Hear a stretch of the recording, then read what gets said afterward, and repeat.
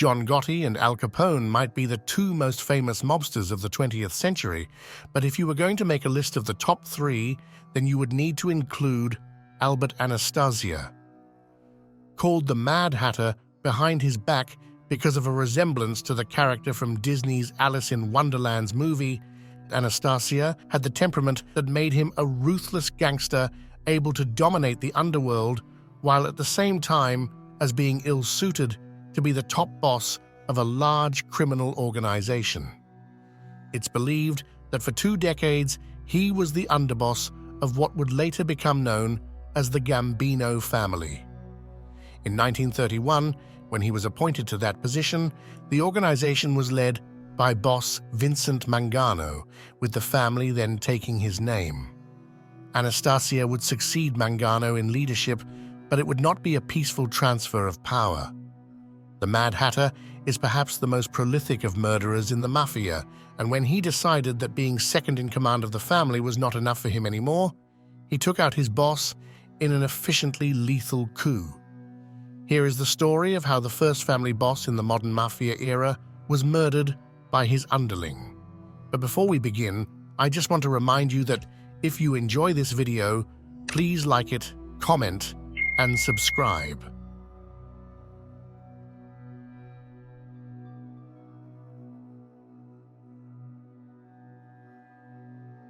Much has been written and documented about Albert Anastasia due to the infamy he achieved during his lifetime that made him a household name, along with his face becoming the image the public had for a ruthless hoodlum during the 1940s and 50s.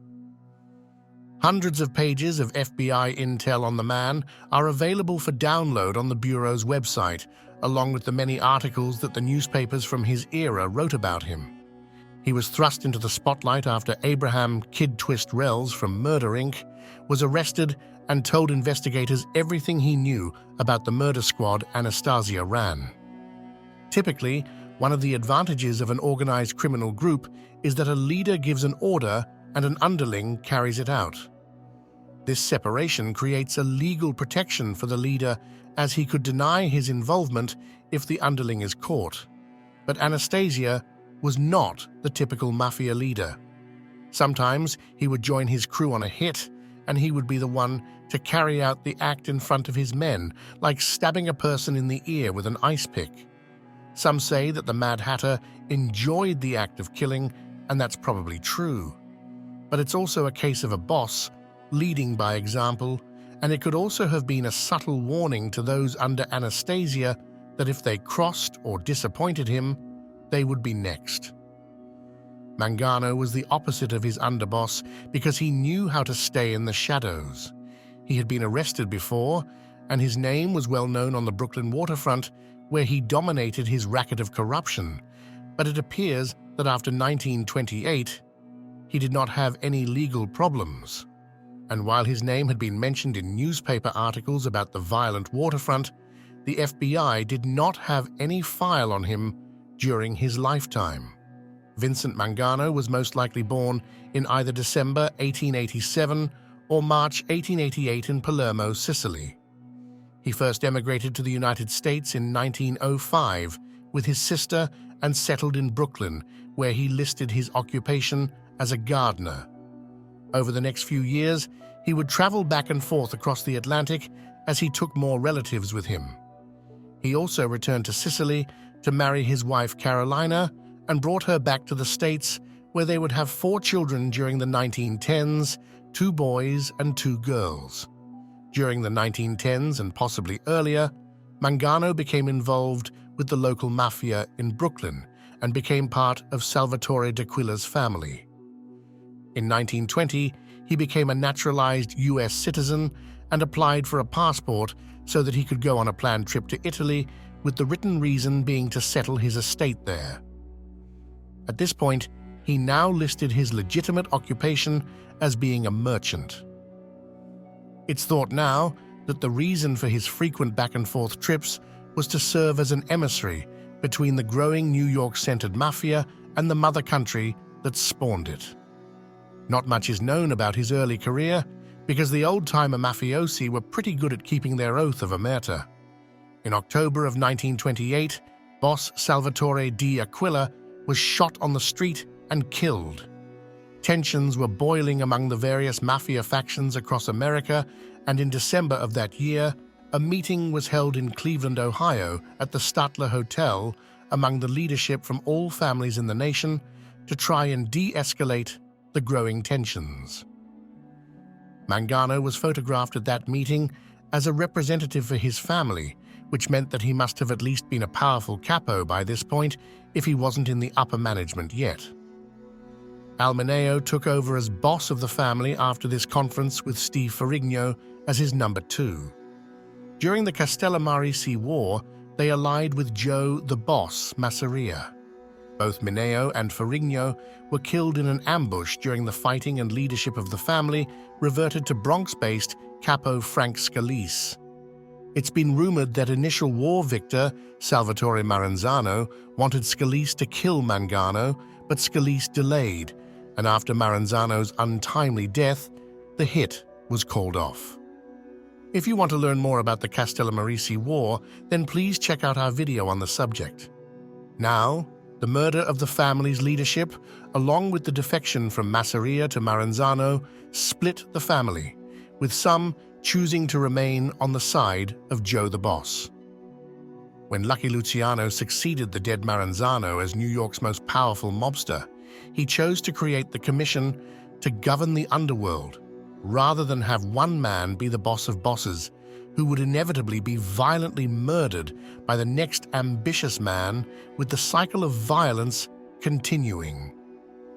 Luciano is said to have then reorganized the 5 families, with soldiers from different crews being put into different families to create a balance of power. It's also claimed that he forced Frank Scalise out of the boss position of what was the Mineo family and installed Vincent Mangano in his place. The capos agreed to this change of leadership because they did not want to antagonize the powerful Luciano. But the family at this stage was not yet complete, because Albert Anastasia had a crucial role to play in its final formation during 1931. Albert Anastasia was not a Sicilian.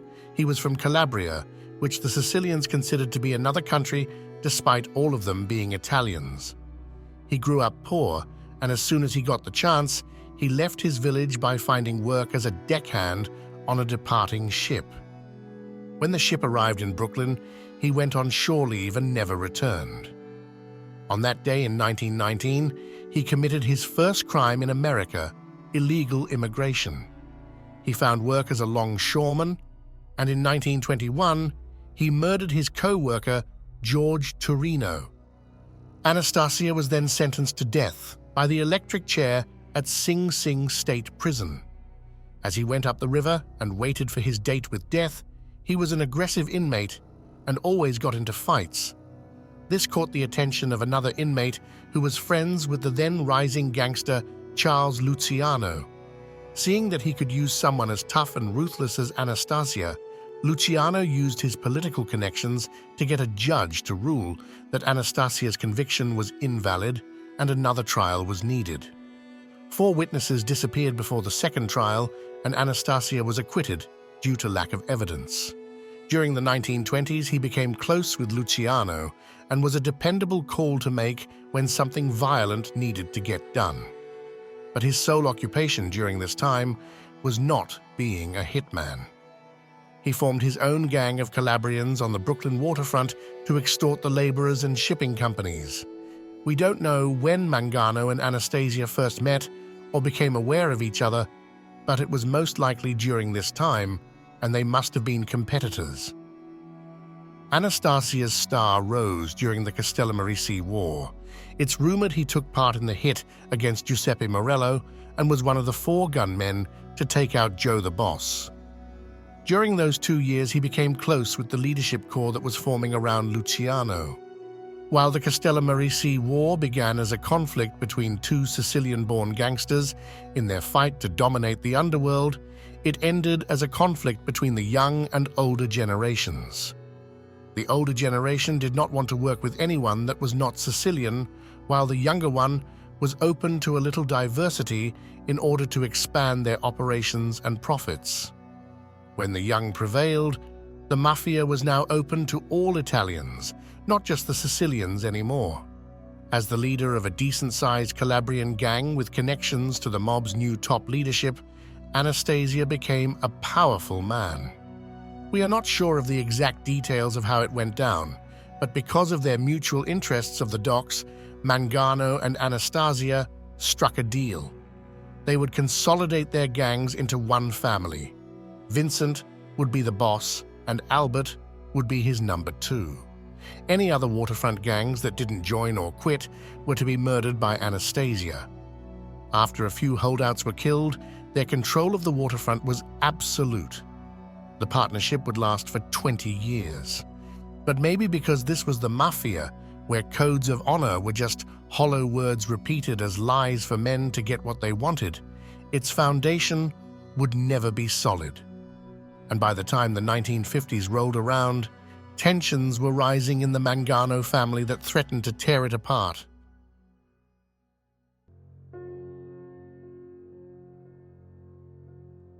Vincent Mangano, boss of what would become the Gambino family, was written about in the newspapers of the time, and he was given the nickname the Executioner. There can be little doubt that this name was earned because of his position as boss to the violent mobsters who enforced the corruption at the Brooklyn waterfront and its surrounding neighborhoods. The Mafia of the old-timers era liked to call themselves men of honor, but the reality was that they were far from that.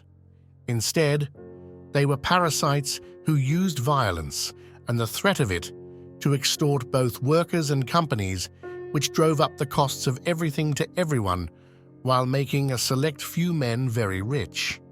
For the dock workers, once they became part of the International Longshoremen's Association, they needed to kick back a significant portion of their daily wages to the Mangano family in order to keep their jobs. For the companies, if they had cargo that was time-sensitive to unload, then they needed to pay bribes to the mobsters who controlled the workers, or else the cargo was not going to be moved anywhere. And to top of on how much the Mafia controlled the area, dock workers were only allowed to shop at Mafia-approved stores even if the prices were high, because the mobsters got a kickback from there as well. But this power arrangement started to become disrupted in the late 30s, and it was not because a rival gang was trying to move in. Instead, a longshoreman named Pete Panto started speaking up and holding meetings to protest the current conditions.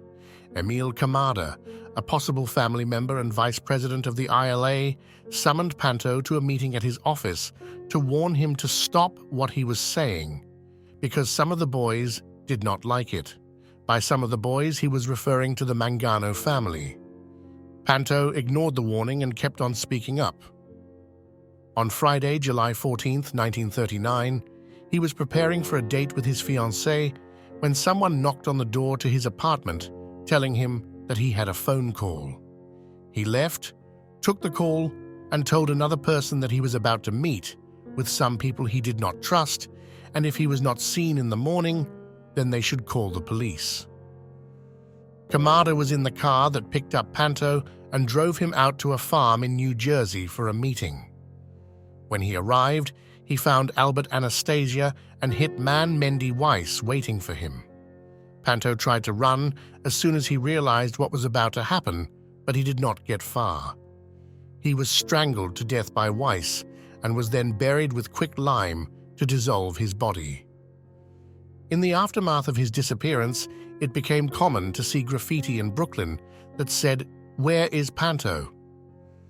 Mangano's territory was not just the docks, though, and the waterfront was not his only racket. His crime family was also involved in gambling. They would have bookies plus illegal casinos for the public to use, and they did not tolerate any competition. Irving Feinstein found this out the hard way. He was a degenerate gambler who would make bets on if the next person to walk around the corner was smoking or not. He would even host his own gambling parties in the Borough Park neighborhood of Brooklyn. When Mangano learned about this, he summoned his underboss and declared that Feinstein needed to go. Anastasia stalked his target and discovered that every Monday he traveled to Brownville to pay off a loan shark he owed money to. Anastasia assigned the hit to Jewish gangsters Abe Rellas, Pittsburgh Phil, and Bugsy Goldstein. The plan was to kidnap Feinstein off the street in a stolen car and then bring him to Rellas' house, where they would kill him in the basement. When they approached Feinstein as he was on his way to his loan shark, he assumed that this was a misunderstanding about the money he owed, and he went with them because he did not have much of a choice. He probably figured that the guy he owed money to would not kill him, because then he wouldn't be able to collect his payment anymore. When they arrived at Rellas' house, the hardened killer was shocked to find his wife and mother at home when they were supposed to be out. He gave his wife some money to leave, but his elderly mother was not going to go anywhere as she was in her bedroom laying down. As Feinstein was muscled into the house, it started to dawn on him that these guys did not abduct him because of the money he owed. He tried to run, so Pittsburgh Phil put him in a chokehold. Feinstein then somehow bit his arm, which angered the ruthless killer. Phil and Goldstein gave Feinstein a vicious beating, while Rellas grabbed a rope, made a noose, and struggled to loop it around the fighting man's neck. Pittsburgh Phil was an expert with knots, and he created a rig where the more Feinstein struggled, the tighter his noose became. In a way, he strangled himself to death. They took Feinstein's corpse from the house and put it in the trunk of the stolen car. They then drove to a vacant lot in Flatlands, doused the car in gasoline, and let it burn. No one seemed to notice this massive fire, and it eventually burned out. A subway ticket taker named Louise Maurer discovered the crime scene on her way home from work that night. When the police arrived, some of the toughest street cops vomited after viewing the horrific scene. Mangano might not have actually taken part in the hit, but he ordered it. He spent his days in Red Hook, Brooklyn, headquartered at the Democrats Club.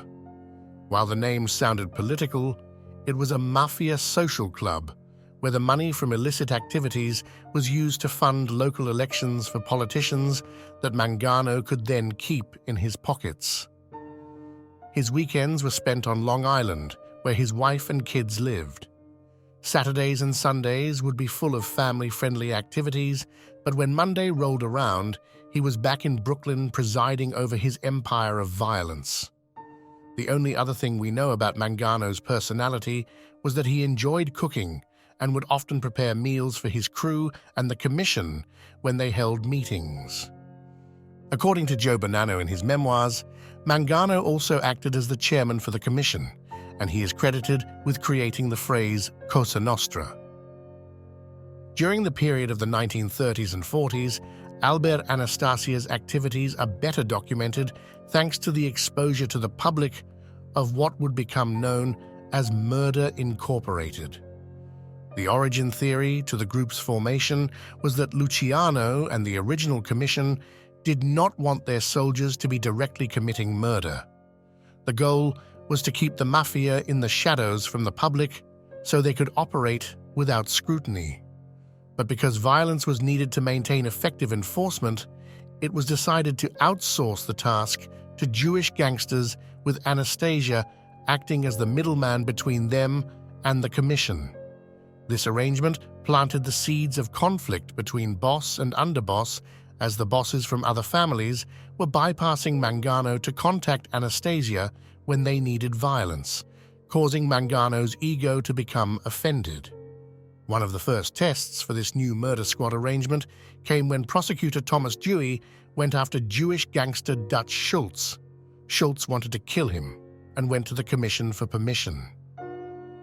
Anastasia stalked Dewey at his home, apparently pushing an empty baby carriage as his cover. Anastasia learned the man's routine and found that every morning he left his house and used a public payphone to make business calls. This was a time when it was uncommon for private homes to have the luxury of their own telephone.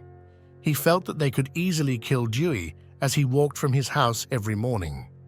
The commission voted against murdering the prosecutor out of fear that the retribution of law enforcement would be worse than the trouble Dewey was already causing. Mangano is said to have been one of the members who persuaded the others to this view. Who knows if the cancelling of Anastasia's plans caused resentment for the underboss? The details for Murder Inc. will be a topic for another video. The brief summary is that for a period of almost a decade, a group of Jewish gangsters spent their time hanging out in the back of a candy shop that was open 24/7. When a piece of work needed to be done, Anastasia would assign the available gangsters a contract, and people would die. It's estimated that Murder Inc. may have killed up to 1,000 people during their prime. Law enforcement only became aware of the scale of this group when Abe Rellas was arrested and told the police everything he knew. The revelation of Murder Inc. and the national crime syndicate they did work for shocked government authorities. Jewish gangsters that were named by Rellas were arrested. Newspapers sensationalized the trials, and as each member went down, the DA wanted to go after whom he claimed to be the leader of the organization, Albert Anastasia. Anastasia was well known to the local authorities, but after the revelation of Murder Inc., he instantly became famous with the public. Overnight, he became America's most notorious hoodlum since Al Capone. But despite all the publicity, prosecutors were never able to bring a case against the Mangano family's underboss. On November 12, 1941, while under police guard at a Coney Island hotel, Rellas fell out of his window without any cops noticing. The official story is that he tied 2 sheets together and tried to escape his protection. If that was true, then those 2 sheets were definitely not long enough to even bring him even halfway between the ground and his room. Rellas died before he could publicly testify in court against Anastasia. As with Albert's other brushes with the law, the lack of witnesses made the case against him fall apart, and he was able to walk away free. During the fall out of Murder Inc., papers started calling Anastasia the Lord High Executioner. It was a name meant to mock instead of praise. And this newfound celebrity was everything the Mafia did not want. Overnight, their most effective killer turned from an asset into a liability.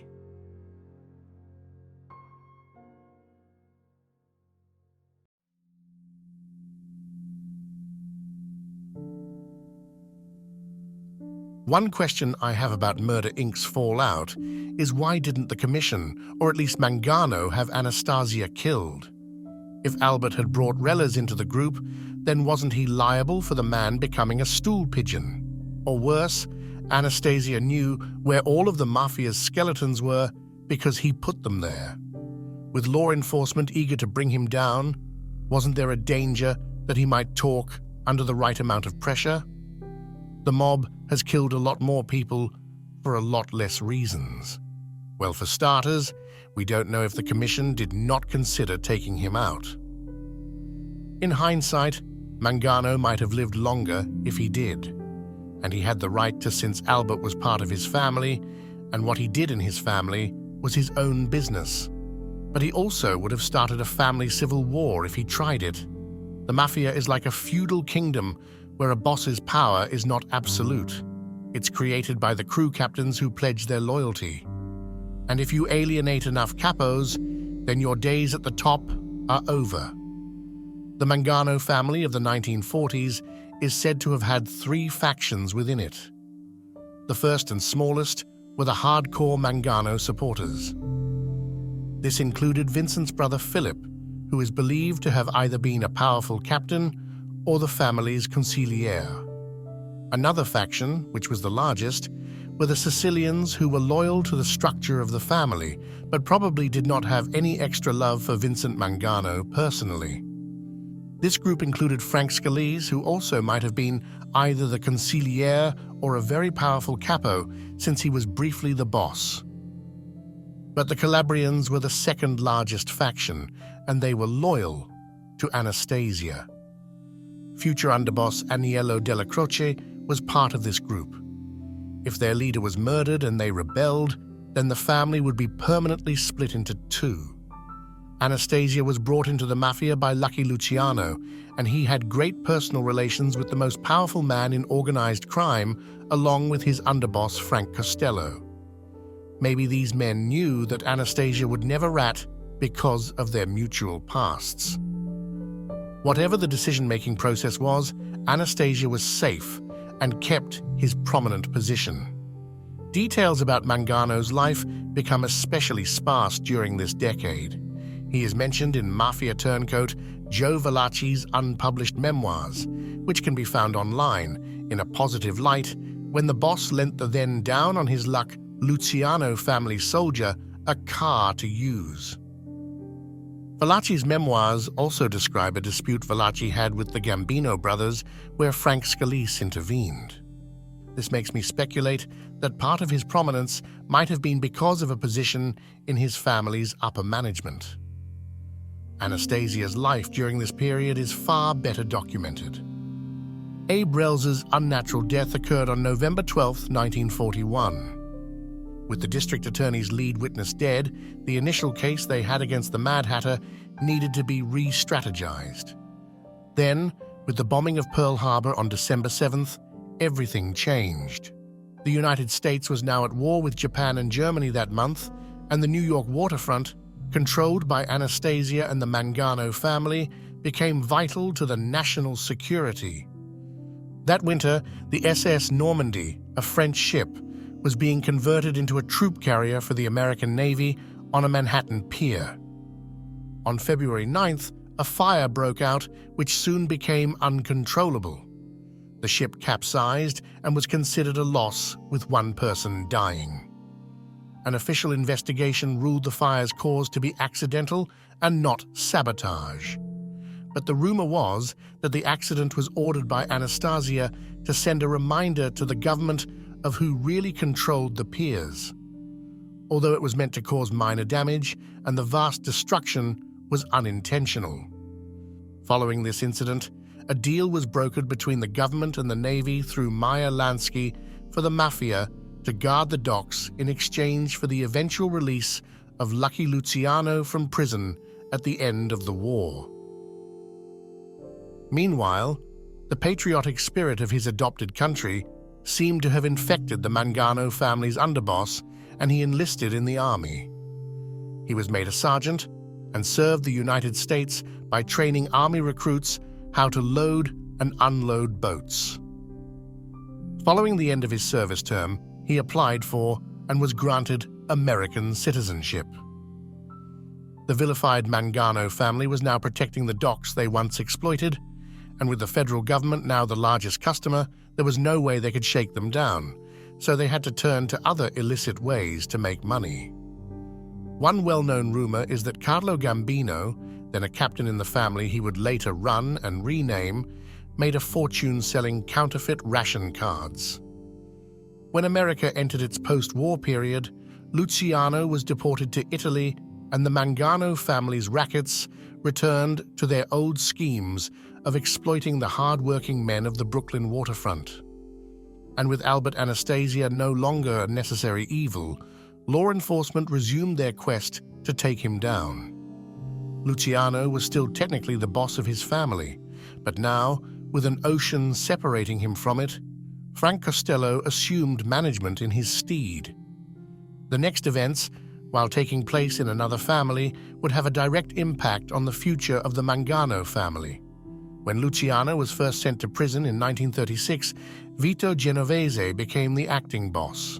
However, in 1934, Genovese was involved in murdering fellow mobster Ferdinand Boccia because Genovese owed the man $35,000 and did not want to pay him. In 1937, it appeared that the Manhattan district attorney had a strong case against him, so Genovese fled to Italy to avoid being charged. He funneled money to Mussolini's fascist party so he could be allowed to stay in Naples. In his absence, Frank Costello assumed the duties of acting boss. When the Allies invaded Italy in 1943, Genovese switched sides and offered his services to the Allies. In 1944, he was arrested for stealing supplies from the US Army and then selling them on the black market. Once he was in custody, a background check revealed that he was wanted in New York for a 1934 murder, and he was sent across the Atlantic to face these charges. Ernest Rupolo was either an associate or a soldier of the Luciano family, and he was with Genovese when they gunned down Boccia in 1934. When he was arrested for another murder, he gave up Genovese. Two other witnesses, Jerry Esposito and Peter Latempa, were also involved in the murder, and they corroborated Rupolo's statements. When Genovese arrived on American territory in 1945, he was arraigned for the murder and pled not guilty. The following year, Esposito would be found shot to death on a New Jersey roadside, while Latempa was found dead in a prison cell where he had been held in protective custody. Without anyone to confirm Rupolo's statements in court, the charges against Genovese were dropped. And now that he was back in New York, his goal was to reassume the power that he once held. This meant that Frank Costello was an obstacle in his way. According to Joe Bonanno in his memoirs, the late 1940s was a period of high tension between Mangano and Anastasia. The men would get into arguments that sometimes became physical and needed to be broken up. Mangano was now in his 60s while Anastasia was in his 40s. There was a generation gap between them, and a lot of the younger members of his family favored the Mad Hatter. One growing source of tension between the two was the close relationship that Anastasia had with Frank Costello. The two would often speak and collaborate directly, cutting Mangano out of the communications and making him feel both offended and distrustful. Bonanno wrote that during this time, Mangano seemed to be stressed and tried to confide in him, but Bonanno deflected as he did not want to get involved in another family's business. For Mangano, Anastasia's ambitions were starting to become a threat to his power. While for Anastasia, Mangano's position at the top of the hierarchy was turning into an annoying obstacle. The current arrangement of power could no longer go on.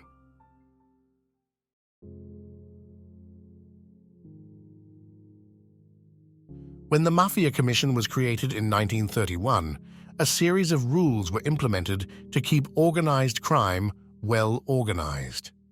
One of these rules was that a boss could not be murdered without the approval of the commission. Otherwise, there would be constant power struggles in the families that would bring chaos with them. Likewise, if a boss wanted to murder another member of a different family, then he needed to secure the permission of that family's boss. However, a boss could have members of his own family whacked because that was his own house to keep. As the 1950s came, Frank Costello was feeling the pressure from Vito Genovese, while Mangano and Anastasia were not getting along. It's believed that Costello felt that his position as de facto boss would be more secure if he had stronger allies on the commission. Vincent Mangano was too old-fashioned for him, but Albert Anastasia was his friend, and he had a fearsome reputation as a killer the few would dare cross. They decided to make a secret deal. If something were to happen to Mangano, then Costello would throw his support behind Anastasia, becoming the family's new boss. It might also be true that at the same time, Mangano took out a contract on his underboss, but this could be a made-up lie that was used to justify what happened next. On April 19, 1951, Philip Mangano, Vincent's brother and chief enforcer, was out shopping with his wife in Brooklyn when he told her that he was going to go get a cup of coffee.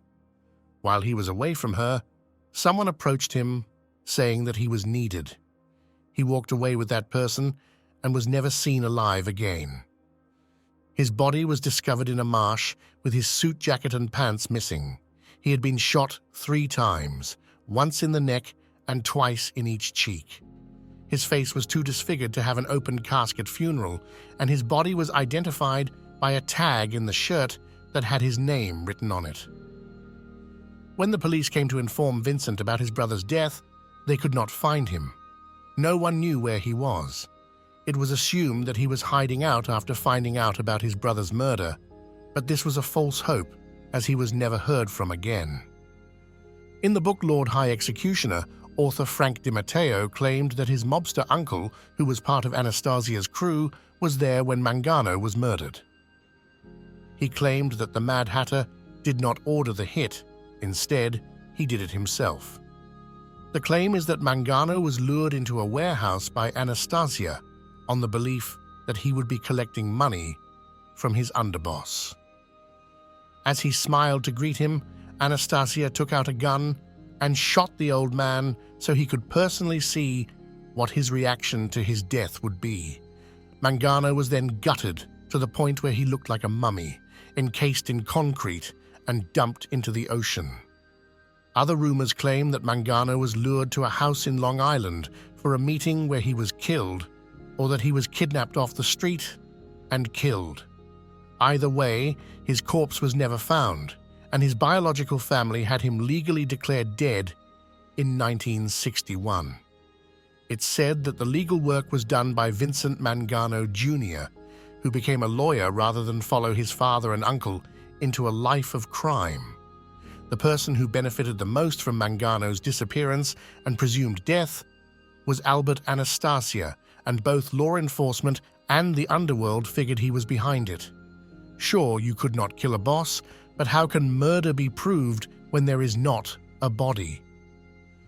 Mangano's disappearance gave Anastasia plausible deniability, while the murder of Philip eliminated the only person who could seriously rival the Mad Hatter's power in what would later be known as the Gambino family, while also sending a message to any other potential challengers. Anastasia was summoned to the commission to explain the disappearance of his boss. According to Joe Bonanno, he never admitted his guilt, while also claiming it was Mangano who was trying to have him killed.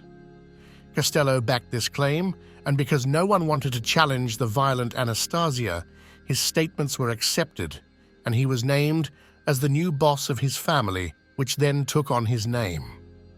But while Anastasia's passion for violence drove him to rise to the top, his temperament was not suited for the #1 position.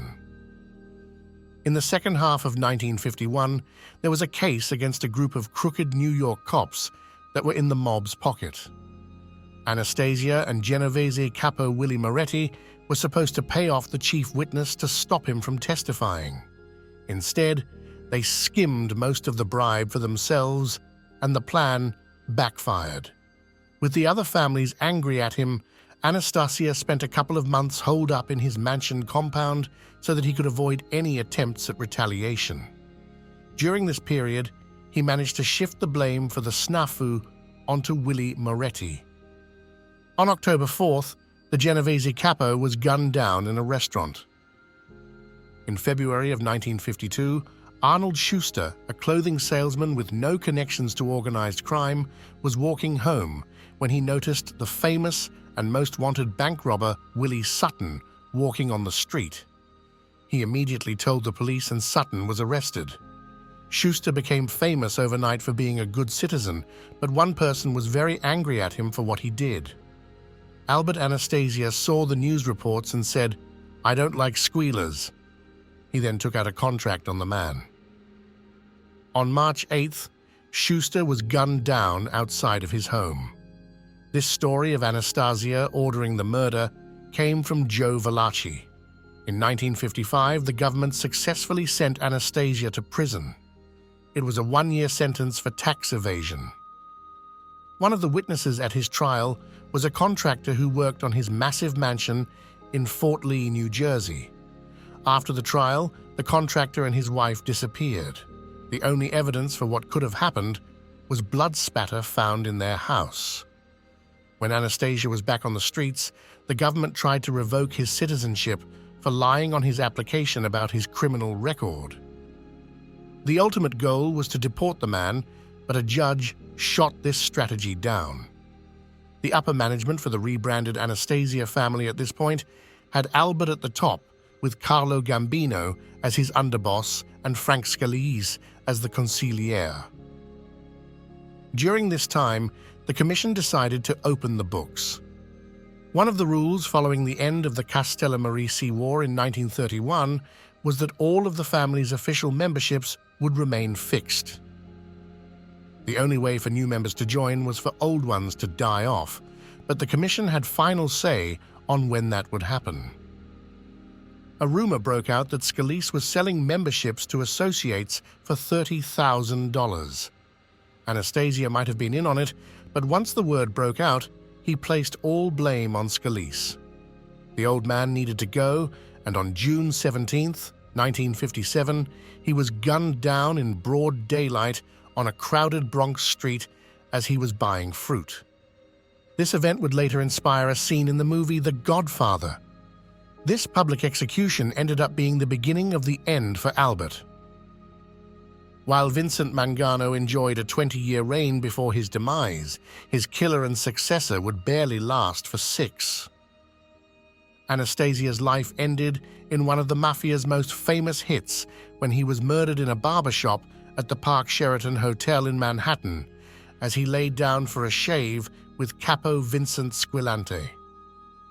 4 gunmen entered the place while Albert was vulnerable, and they unloaded a volley into him. And just like anyone would expect based on how he lived, the man was a fighter to the end. He meant to charge at his attackers, but instead leapt at their reflections in the mirror before dying. Squillante was not killed and ran away from the scene as fast as he could. He would later disappear in the purges of the aftermath when the family's leadership transitioned to Carlo Gambino. There are 2 main theories of why Anastasia was killed. In the Luciano family, Vito Genovese made a move against Frank Costello with an assassination attempt that narrowly missed blowing his head off. After this, Costello decided that his best move was to retire rather than fight back, which gave Genovese control of the family that now bears his name. Some say that Genovese, who did not like Anastasia and saw him as an adversary because of his relationship with Costello, conspired with the rest of the commission to take the Mad Hatter out. Anastasia was extremely dangerous, broke the rules, and his recklessness had the potential to destroy Cosa Nostra. In this scenario, Joe Gallo and his crew in the Profaci family were the ones who did the killing.